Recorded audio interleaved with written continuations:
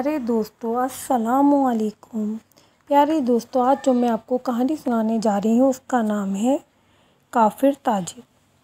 پیارے دوستو، یہ آج سے 30-40 سال پہلے کا واقعہ ہے کہ شیراز میں ایک تاجر رہتا تھا جو ظاہری طور پر خود کو مومن کہلاتا تھا اور بظاہر نماز روزے کا بھی پابند تھا، لیکن بعد کے حالات سے ثابت ہوا کہ اس کی نماز بے روح تھی اور اس میں کوئی جان نہیں تھی۔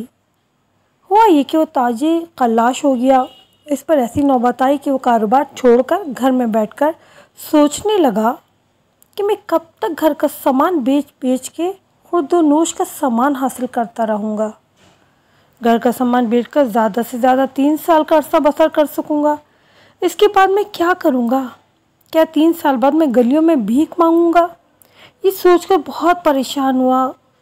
آخر اس نے خودکشی کا فیصلہ کر لیا۔ چنانچہ اس نے کہیں سے زہر حاصل کیا، اسے کھا کر اپنی زندگی کا خاتمہ کر لیا۔ یہ تاجر زندگی میں بظاہر نمازی بنتا تھا، لیکن وہ خدا کی قضا اور قدر کا منکر تھا، اس لیے اس کا خاتمہ کفر پہ ہوا، کیونکہ اللہ کی رحمت سے مایوسی کفر ہے۔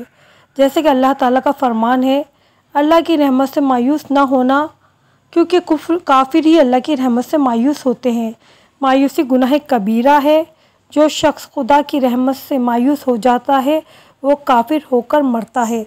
دوستو، پروردگار عالم کی رحمت سے کبھی مایوس نہیں ہونا چاہیے اور اس سے ہمیشہ دعا مانگتے رہنا چاہیے۔